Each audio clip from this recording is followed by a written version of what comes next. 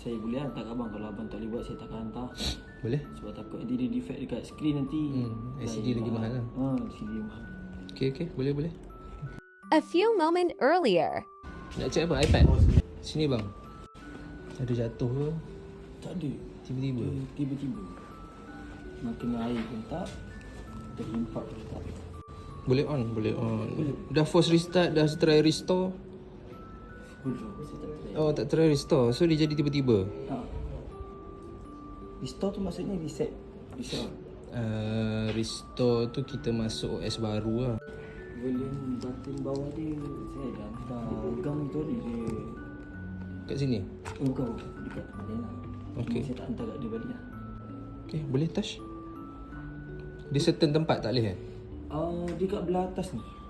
Okay. Dia kadang kalau saya kerak game main kat sini, dia akan slide atau touch lah saya cakap.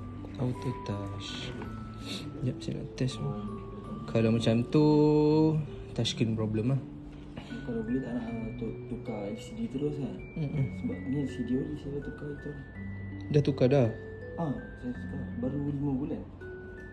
Warranty? Tak ada? Tukar kat sini? Tak bukan. Oh, bukan juga.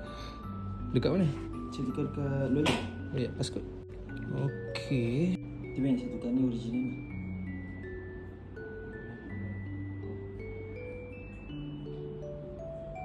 Oh, dia masih boleh touch lagi. Cuma kadang-kadang dia ghost touch. Okay. Macam ni. Kalau lama sikit, ni dia mirror ni. Oh, okay. Okay, faham. Boleh, kita try tukar touch dia. Okay. Ni screen dia yang kaca depan tu. Yang buat function touch problem tu ni. Dia punya layer touch. So, kalau benda ni rosak, memang kena ganti lah satu set. So, kita akan potong dia. Ni Ganti kira, baru. dia tak kira LCD kan. Bukan LCD. Sebab saya tanya banyak tempat dia kata tukar LCD. Berapa? Rasa 9 lah. 9 yang tukar ni berapa? Satu-satu. Oh, mahal juga Okay. Boleh. So tu yang saya macam, Kalau LCD memang mahal lah. LCD Kalau memang gelas mahal. memang murah sikit lah. kalau abang boleh buat yang ni